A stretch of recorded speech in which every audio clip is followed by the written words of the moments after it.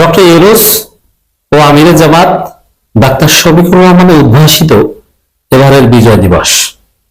আপনি যদি বাংলাদেশে ৫৫তম এই বিজয় দিবসের দিকে লক্ষ্য করেন যে কোন বিষয়টা এই বিজয় দিবসকে ক্যারেক্টারাইজ করেছে, জাতি বিজয় দিবসে কি দেখেছে, কোন বিষয়টা তারা ফিল করেছে, কাদেরকে দেখেছে, উত্তর হচ্ছে দুইজন ব্যক্তি, professor Yunus and doctor Shafiqur Rahman.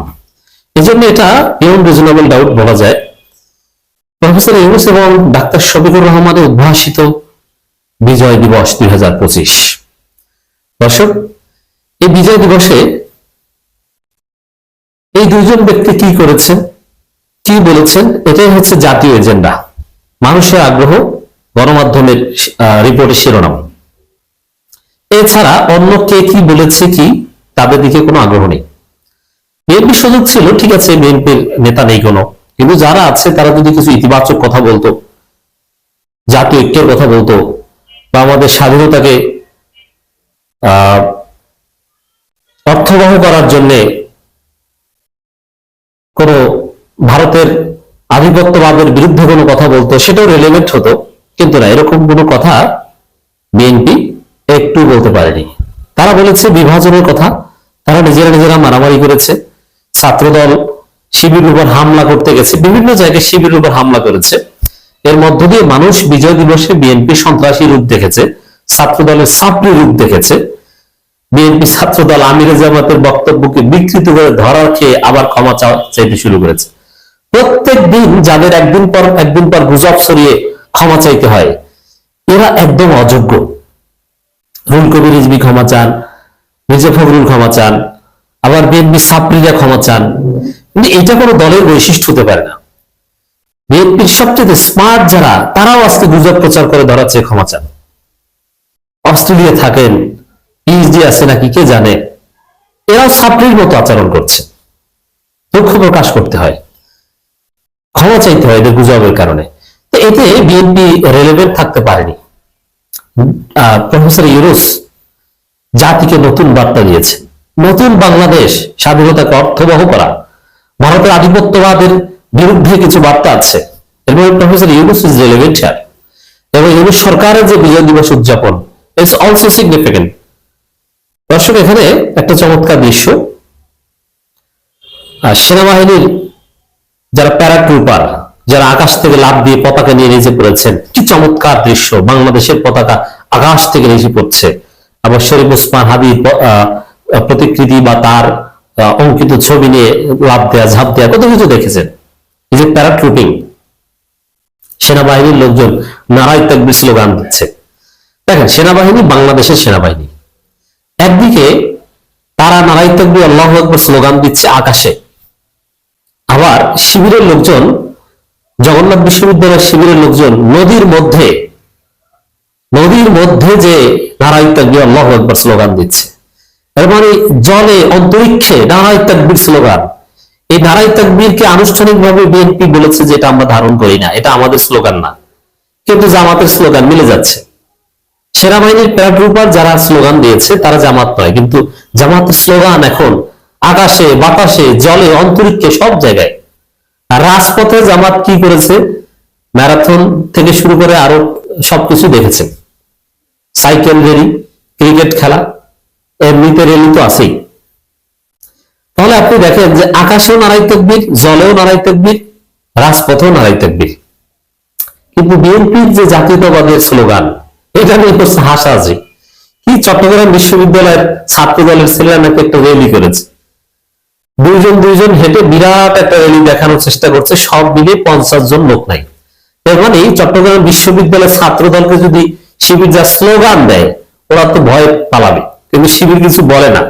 শিবির একটা সহ্য করে, একটু সুযোগ দেয়। কেন সুযোগ দেয়? জাতি দেখুক ওরা কোন পর্যায়ে ছাত্রী, আগামী নির্বাচনে ধরাটা ভালোভাবে খাক, একটু আমরা সহ্য করি। শিবিরের যদি চট্টগ্রাম বিশ্ববিদ্যালয়ের লিস্টে 5000 জনশক্তি থাকে, ছাত্র দলের 50 জন নেই। ওরা কতটা ছাত্রী মার্কা, ছেঁচড়া, অশিক্ষিত, মূর্খ, গান্ডুদের দল হয়েছে, এবং বহিরাগত ভাড়া করে এনে মিছিল করাতে হয়, লোক নাই। এবং ছাত্র দলের সভাপতি বা এইসব বাটপার টাটপার এরা চোর বাটপার, এরা নাকি 2003-4 শেষ হবে, এর মানে বয়স 40-45 হয়ে গেছে, এরা স্টুডেন্টদের সাথে পলিটিক্স করতে চায়। তো ওভারঅল বিএনপি তো কোনো রেলেভেন্টই না, মিডিয়াগুলো সব বিএনপির দখলে, কিন্তু বিএনপির কোনো কর্মসূচি কোনো কিছু নিয়ে আলোচনা না, নেতিবাচক দু একটা কথা বলেছে।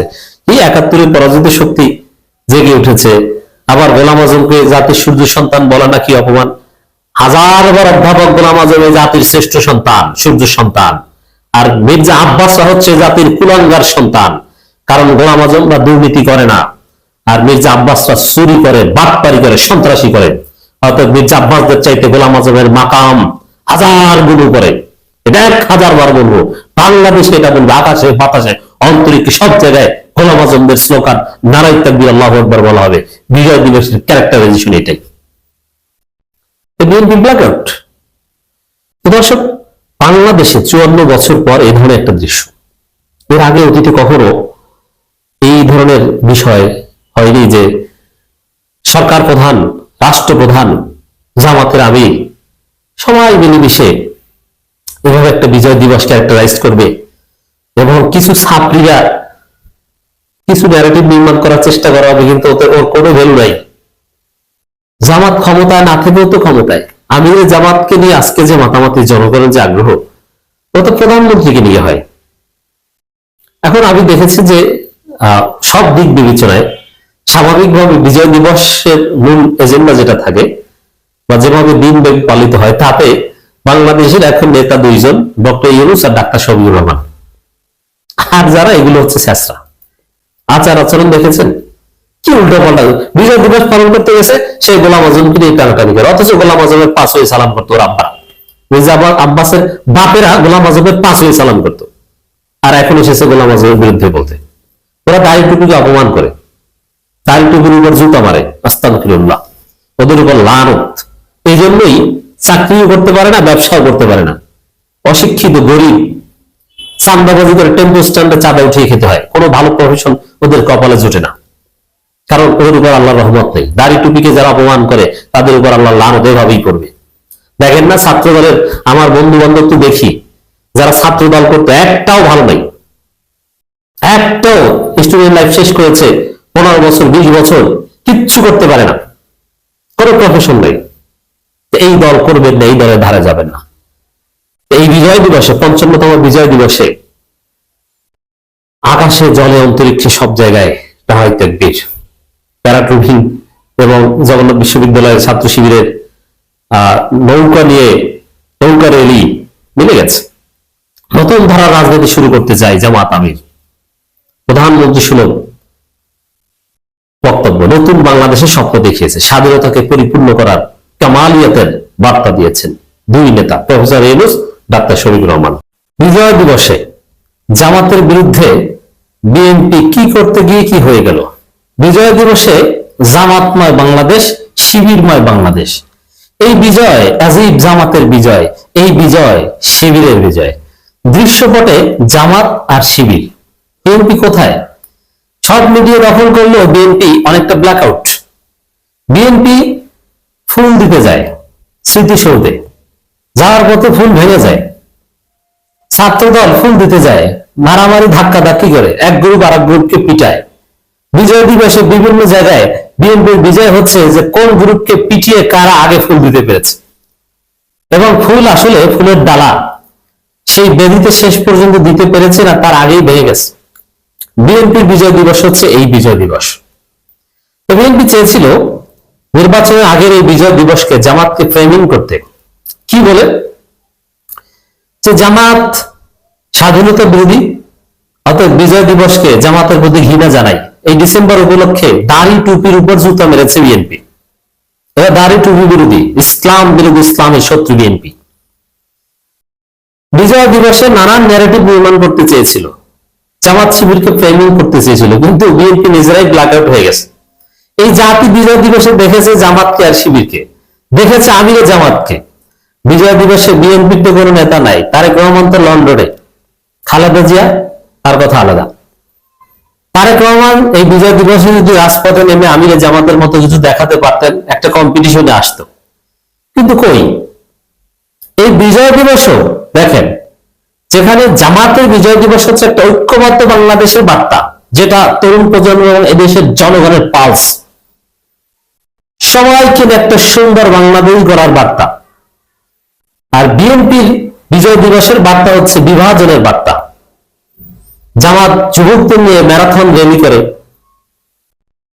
রান করে, সাইকেল চালায়, কত কিছু, হাসি আনন্দ, বিজয় উদযাপন মন থেকে, যে এই বিজয় সরাসরি জামাতের বিজয়। যদিও জামাত স্বাধীনতা বিরোধিতা করেছিল, কিন্তু আজকে যারা বিজয় দিবস পালন করছে জামাতের হয়ে, তারা মুক্তিযুদ্ধের পক্ষের এবং কেউ শহীদ পরিবারের সন্তান, কেউ সরাসরি মুক্তিযুদ্ধের সন্তান। আমি যখন দেখছি মুক্তিযুদ্ধের সন্তান মাওলানা রফিকুল ইসলাম খান দৌড়াচ্ছে জামাতের বিজয় র্যালিতে, শিবিরের ছেলেরা একটা বড় অংশ মুক্তিযুদ্ধের সন্তান, এবং এদের সবার জন্ম স্বাধীন বাংলাদেশে। এই জন্য এদের যে আবেগ বিজয়ের প্রতি, বিজয় দিবসের প্রতি, বিএনপির নাই। কিসের আবেগ? ওরা তো আছে যে কার ছবি ক্যামেরায় যায়, কাকে ধাক্কা দিয়ে কে সামনে যেতে পারে, এটা নেই। জামাতের বিরুদ্ধে ন্যারেটিভ নির্মাণের চেষ্টা করেছে, কিন্তু ওগুলো কোনো আলোচনায় আসে নাই। আলোচনায় শুধু আমিরে জামাতের দৌড়, মুক্তিযোদ্ধার সন্তান রফিকুল ইসলাম খানের দৌড়, বিএনপি আলোচনায় নাই। ছাত্র দলের ধাক্কা ধাক্কি আলোচনায়, ফুলের ডালা ভেঙে যাওয়া আলোচনায়। কি মনে করেছেন স্মৃতিসৌধে কি শুধু জামাত? নানান কারণে পুরো জামাত স্মৃতিসৌধে যায় না, আবার প্রয়োজনে যায় বা গিয়েছে এবং ভবিষ্যতে যাবে। কিন্তু জামাতের দৌড় শুধু স্মৃতিসৌধের মধ্যে সীমাবদ্ধ নয়, জামাত পুরো বাংলাদেশ দাপিয়ে বেড়াচ্ছে বিজয় দিবসে। শিবির কিন্তু বিজয় দিবসে ঠিকই স্মৃতিসৌধে গিয়েছে, জাহাঙ্গীরনগর বিশ্ববিদ্যালয়ের শিবিরের ছেলেরা গিয়েছে, এবং শিবির আছে সব জায়গায়, শহীদ মিনারে আছে, স্মৃতিসৌধে আছে, ঢাকার আনাচে কানাচে অলিতে গলিতে আছে, রাজপথে আছে, সড়ক উদ্যানে আছে, মানিক মিয়া এভিনিউতে আছে, সব জায়গায় জামাত আছে, শিবির আছে এবং থাকবে। হ্যাঁ, বিএনপি আছে দুই গ্রুপের ধাক্কা ধাক্কিতে।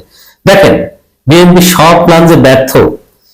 বিএনপি এই ডিসেম্বরের শুরু থেকেই নোংরামি শুরু করেছে, দাড়ি টুপিকে অপমান করা। ছাত্র দলের ছেলেরা দাড়ি টুপির ছবি এঁকে তার উপর জুতো মেরেছে।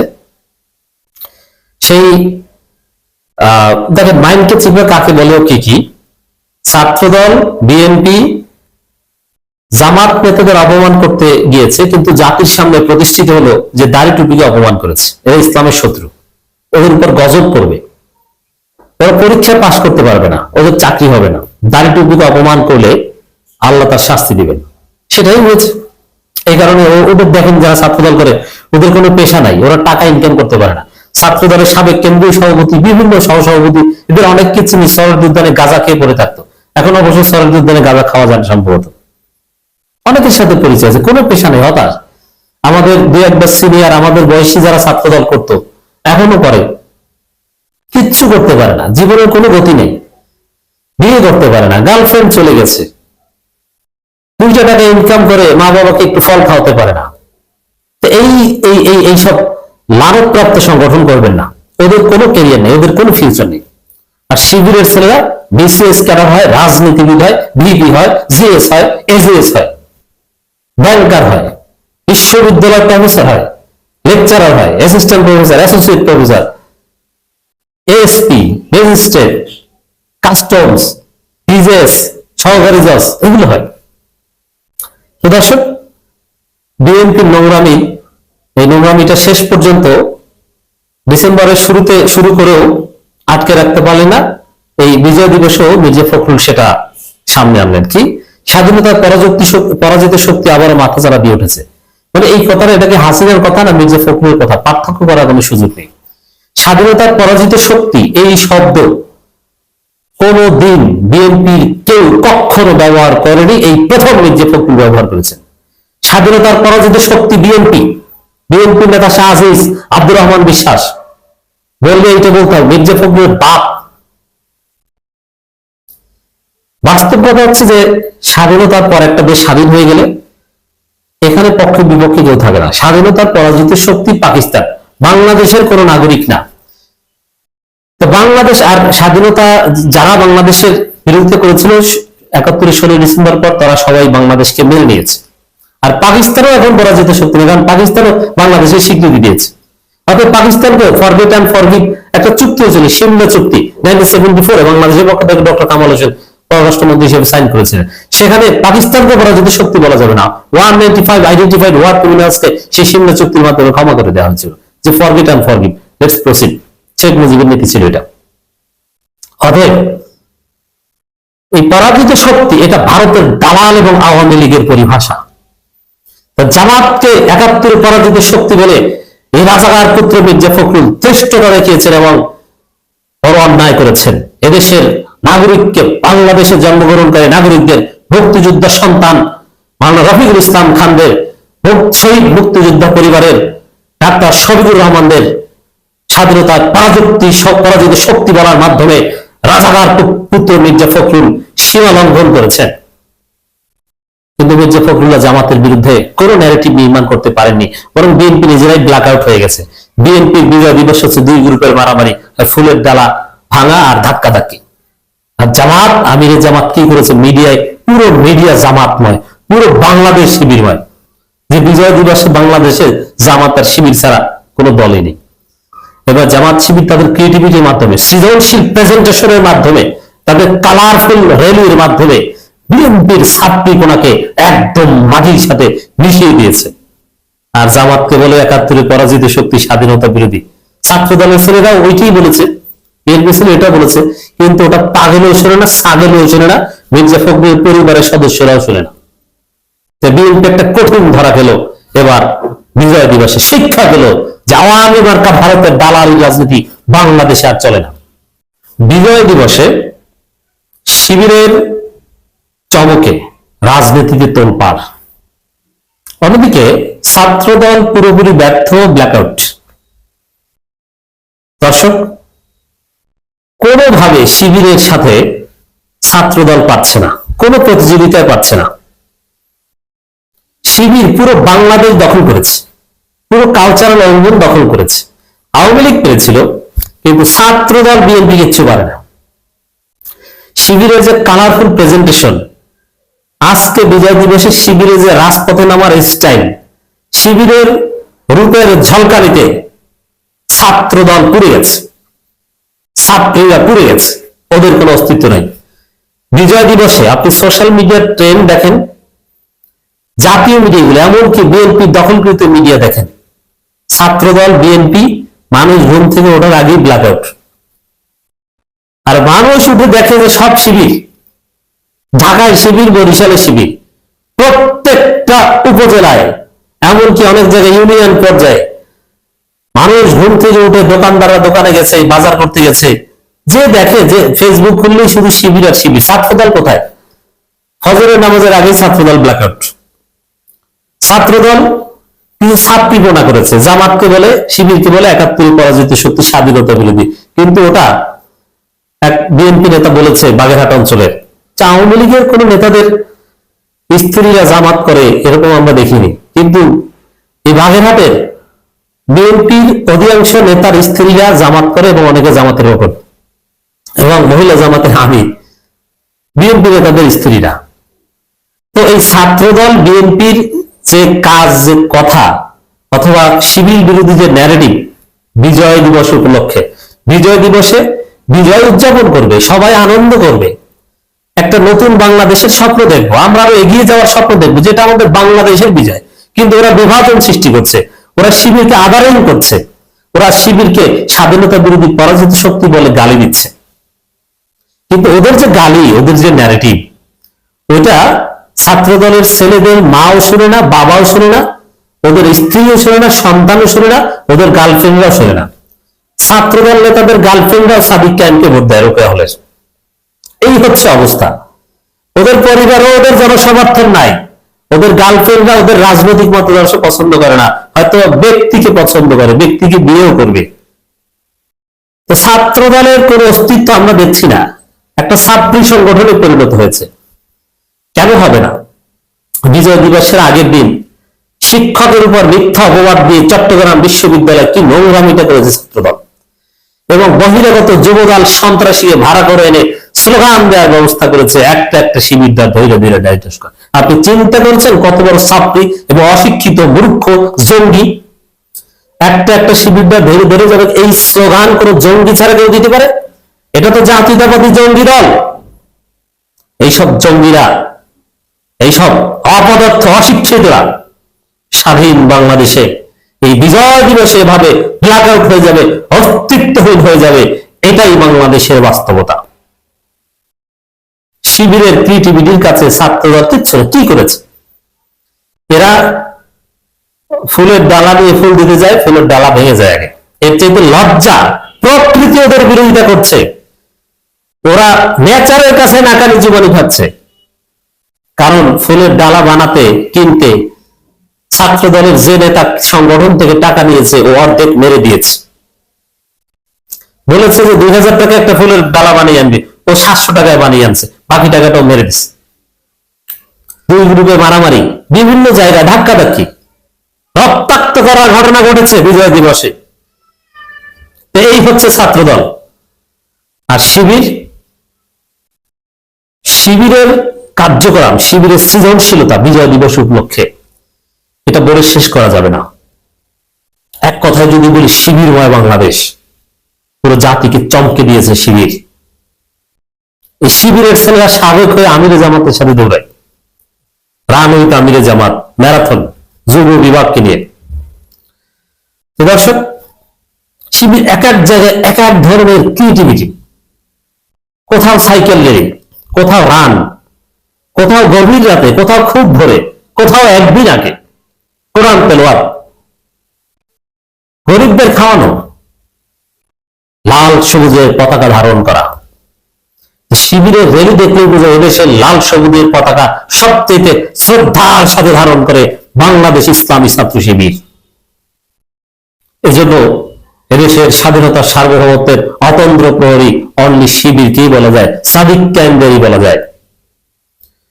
বিজয় দিবস উপলক্ষে বাংলাদেশ ইসলামী ছাত্র শিবির নোয়াখালী জেলা উত্তরের উদ্যোগে অনুষ্ঠিত হয়েছে রান ফর ভিক্টরি উইথ ইসলামী ছাত্র শিবির নোয়াখালী ডিস্ট্রিক্ট নর্থ 2025। দেখেন, নোয়াখালী জেলা উত্তর কি ক্রিয়েটিভ, কত সুন্দর আকর্ষণীয় প্রোগ্রাম। রান উইথ শিবির, শিবিরের সাথে দৌড়। শিবিরটা দেখে রান উইথ ছাত্রদল একটু করুক না, দৌড়াতে যে দুই গ্রুপে মারামারি বেঁধে যাবে এবং দৌড়ানোর মধ্যে শৃঙ্খলা থাকবে, কে সামনে যাবে, কার ছবি ক্যামেরা উঠবে, ওইটা নিয়ে ধাক্কাধাক্কি করবে। রান উইথ ছাত্রদল কোন গ্রুপ, সভাপতি গ্রুপ না সেক্রেটারি গ্রুপ? শিবিরের সাথে কোনোভাবে পারছে না। এইভাবে রান উইথ শিবির এরকম একটা প্রোগ্রাম গোছালো হবে এবং শিবিরের যে ইউনিফর্ম লাল সবুজের পতাকা মাথায়, পায়ে, অন্তরের মধ্যে, ছাত্রদল কোথাও এরকম দেখাতে পারে না। এক একজন ছাত্রদল নেতাকে দেখলে তার অন্যের কোনো উচ্ছ্বাস নেই। এদের কারো দাঁত পড়ে গেছে বয়সে, এখনো ছাত্রদল নেতা, চামড়া ঝুলে গেছে, ঠোঁট বাঁকা হয়ে গেছে, পেট মোটা হয়ে গেছে, এ বলে আমি ছাত্রদল নেতা, আমি ছাত্রদলের জেলা সভাপতি। লজ্জা! এরাই হচ্ছে বিজয় দিবসে ফুল দিতে যে মারামারি করে এবং ফুলের ডাল আগে ভেঙে ফেলে এবং 2000 টাকা নিয়ে 700 টাকায় কিনে আর বাকি টাকা মেরে দেয়। 55তম বিজয় দিবস উপলক্ষে বাংলাদেশ ইসলামী ছাত্র শিবির নোয়াখালী বিজ্ঞান ও প্রযুক্তি বিশ্ববিদ্যালয় শাখা inter departmental short pitch cricket tournament 2025 final ম্যাচে পুরস্কার বিতরণ অনুষ্ঠান এটা করেছে বিজয় দিবসের শুরুতে। দেখেছেন কত ধরনের বৈচিত্র্যময় প্রোগ্রাম শিবিরে। শিবির আলোচনা সভা, দোয়া অনুষ্ঠান আয়োজন করেছে লক্ষ্মীপুর শহর। সব জায়গায় যে রাজপথে না, ইনডোর দোয়া তাও আছে। বিজয় রেলি এটা হচ্ছে শিবিরের সবচেয়ে কমন, সারা বাংলাদেশে এটা হয়েছে বিজয় রেলি, একদম উপজেলা শাখা থেকে শুরু করে সবাই বিজয় রেলি এবং জোয়ার। শিবিরের ইতিহাসে এত জনশক্তি নিয়ে এত বড় বিজয় উদযাপন শিবির অতীতে কখনো করতে পারেনি। শিবিরের ইতিহাসে টপ বিজয় দিবস এবার 2025। প্রত্যেকটা শাখায় জোয়ার, ছাত্র জনতার দ্বারা একটাই শিবির আর শিবির, চারদিকে মানুষ দেখছে শিবির। উপজেলা পর্যায়ে, ইউনিয়ন পর্যায়ে ছাত্রদল নাই। আমি একজন চিনি ছাত্রদল নেতার বয়স কমপক্ষে 47 বছর, দাড়ি সাদা, অনেকের আছে অল্প বয়সে দাড়ি পাকে, এই জন্য 50-এর আগে দাড়ি পেকে গেছে। এ হচ্ছে ছাত্রদলের ইউনিয়ন সেক্রেটারি, সভাপতিও না। ভিক্টোরি সাইকেল র্যালি 2K25 মানে 2025 ঢাকা কলেজে আয়োজন করেছে, সেখানে শিবির কেন্দ্রীয় নেতারা অংশগ্রহণ করেছে। এবার কোথাও সাইকেল র্যালি, কোথাও রান উইথ শিবির, কোথাও ক্রিকেট, কোথাও ফুটবল, রেলি রেলি রেলি, এটা তো আছেই।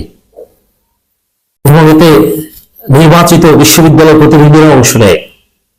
ছাত্রদল তুলনামূলক একটা চিত্র দেখালাম বিজয় দিবসের।